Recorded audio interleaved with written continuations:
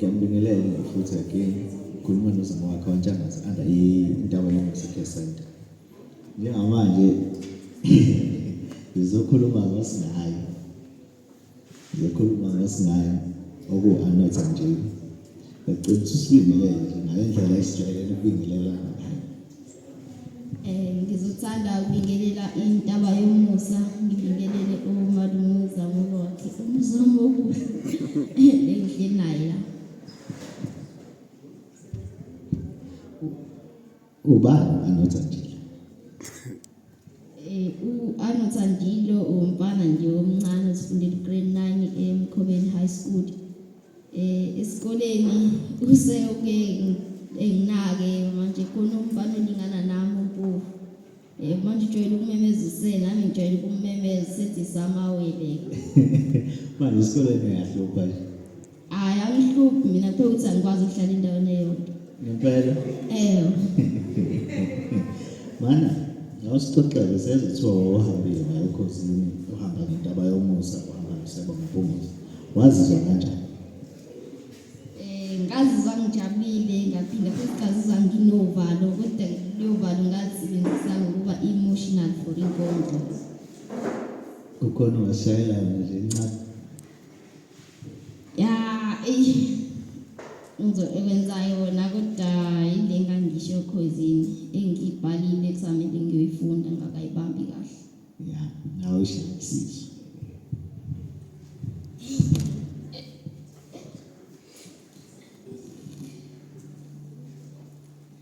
Ngilimele nongilimazile nawe uthi ulimele ungamelapha kanjani omunye umuntu nawe ugula igula lamasi selahlezi lingenawo amasi emthonjeni yamanzi sewalalela imvuza amaselesele ahuba ihubo lokwehlukanisa unyaka oselusele wosana sihawukele buselela uthando enhlizweni zethu selamuka nezikhukhula lilengele emaweni.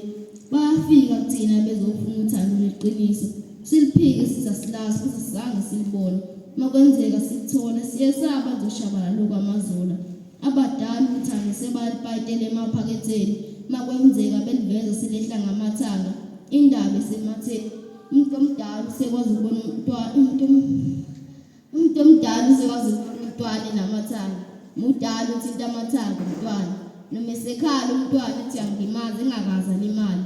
Umntwana ukhulumisa komuntu omdala ngisiso komntwana. Umntwana ubelindele uthando kumuntu omdala njengomzali. Leyo ke sisoyixoxa emathuneni. Ngiyefisa ukufinqa amanqindi ngilwe inkinga iyitshele kwebe uphindiselayo. Abantwana sebenzisa bengaphephile kubantu abadala. Inkosi uthule thina. Umuntu omdala usekwazi ukubona umuntu omdala kumntwana noma ulindele ukubona amalanga amonile isihogo. Gijima uye kubantwana. Ziyashisa inyembezi emehleni abo. Phuthuma uye kuba hayi ngiyangishaya ngikwazi Sivale mana ikhona kuphi owakwenza ngempela wathanda ukusho ngopoetry? Manje kwakuyi-Valentine esikoleni uMessi wangibiza ethi kumele ngihaye inkondlo.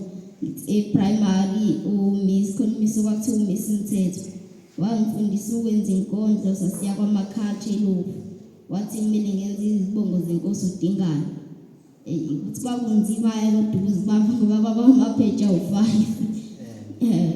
ngaqala lapho ukwenza inkondlo manje sengiya eMkhobeni uMessi watshela uMiss Khuboni ukuthi nami ngiyakwazi ukwenza inkondlo.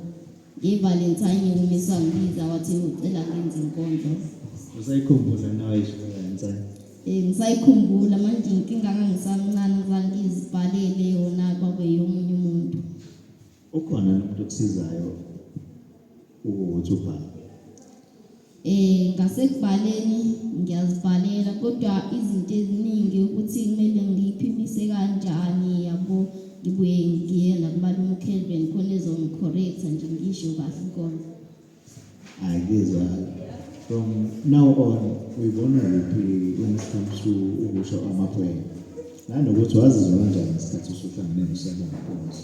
Wazi ukuthi uSebo Mpungose uyena umuntu esikhathini samanje nje ngokukhuluma ngoSebo Mpungose nganamapoetry kuyahambiselana. Wazizwa kanjani ugcina uhlangane naye? Ngazizwa ngijabulile ngoba ngangihlangene nomuntu owaziwayo nje celebrity. Ayizwakala. Kaba njani ukubuya kwakho okhosini? Because lapha umncintiswano lapha according to my numbers bakhombisa ukuthi hayi ohamba phambili. Kwaba njani usubuyela ngala ekhaya abantu osubajwayele? Kwaba njani nje? Injabulo bathina abantu masuhlangana nabo la endaweni. Abanye phela kule ndawo banawo ama-social media banakho ukuthi bekubone na Facebook. Ngathi uma ngidilika la emotweni ngidlula nje la ngaseholo ngihamba ngenza sikwalo kwakukhona umama opractice-ayo la bavuliwe bangimemeza bathi halala bayangibongela ngempumelelo yami baphakamisile beyiphathile. Mana uyibona kuphi ngama-point? Ngizibona nami sengikwazi ukuzifida nje nginakekela umndeni wami sengikhulile ngilingana nomalume Mpongose. Mangathiwa mhlampe uba ne-competition like ama-big competition ungakwazi ukwangenela? Ngawangenela ngoba kumele nami kube khona engikwenzayo eceleni. Isiphi isifiso sakho nje usemncane? Isiphi isifiso sakho usifisa ukuthi mase ngimdala ufisa ukuba yini? Because I think kwangekhona ukuthi ukwenza ukuhlwa ngowesha. Into oyifisayo namanje ukuthi ube yiyona since usakhona. Mina ngifisa ukuba u-engineer, into enze kodwa ngifisa ukuba u-engineer. Umalume ujwayele ukukhanda imoto yakhe lapha ekhipha engine. Manje-ke nami-ke ngiseyilekelela. Ufuna ukwenza mechanical? Ya. Manje into eyinkinga ngathi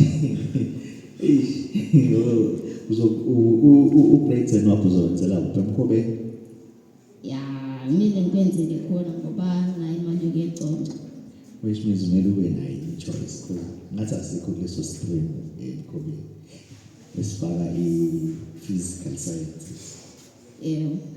Sikho. Sikhona nanokukhuluma uyawazi ukuthi uyakufundela ukukhuluma? Hayi ngazi ukuthi ngifundela ukukhuluma. Hayi ukukhuluma uyakufundela. Hayi nami ngahamba ngafundela khona ukukhuluma. Ngikubuza wenza izifundo ezinjani ngifundela ukukhuluma? Khona communication marketing, khona communication wenza i-com yakhona, khona marketing. Lapho usukufundela ukukhuluma. Kumele ube nayo enye i-choice kuthiwa mhlampe uyabona ukuthi Emkhobeni mhlampe ube nayo i-first choice yakho. Sesizopheza. Uyasonta? Ya, ngiyasonta. Ngisonta kwisonto lamaNgcobo la eHolo. Hayi kucala. Ungcono. Sizivala ngawazi uzivalela nje epoem wakhe usemncane. Engayisho ngisemncane. Okay. Sisandwa sami. Uthando olungenamehlo libulala sakuphilisa ngisho nemizi ngangivakazela. Muhle kuhle kwezintaba zokhahlambe, ubuhle ungabonana nombani njengamandla enkanyama. Uthandwa ngaphandle kwesizathu. Uthando olungenamehlo anganiveli ngithandibona. Bona sebona imbona engasile sibefuna ukuba isifuni sesithathu kuleli ketanga lababili. Okwethu kubashaya indivake bonke abathi uthando lezi liyobola bona bezibone bezabalaza bezamsehlukanisa. Angani wena waphenduka isidakamizwa engasifuzanga amehlo ngadaka ngokwemizwa izwa nayinhliziyo imameli singaphakathi. Ithi wena ufana nekhandlela labaphansi ukusuka kwakho kusuka kokukhanya empilweni. Empeleni sifunganjani uma sikashintshana ngazo hlasimpe wena ungekwazi ngoba eyami yintekenteke ithaka kakhulu idinga izandla zombili. Bengicela ungihlisisa kungiqabula leli bhakede lamanzi egcwele injabulo yothanda ngivele ngisanibona.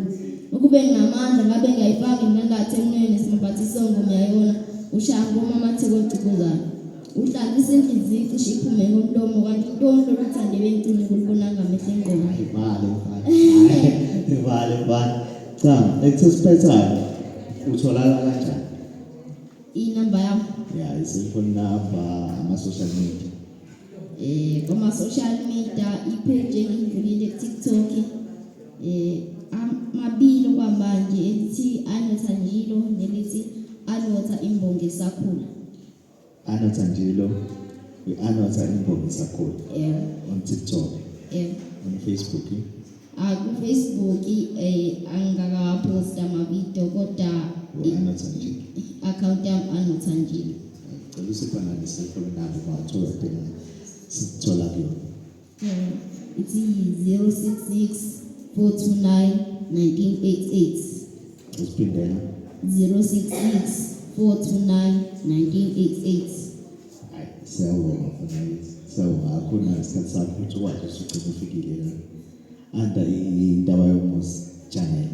Siyabonga kakhulu lezo.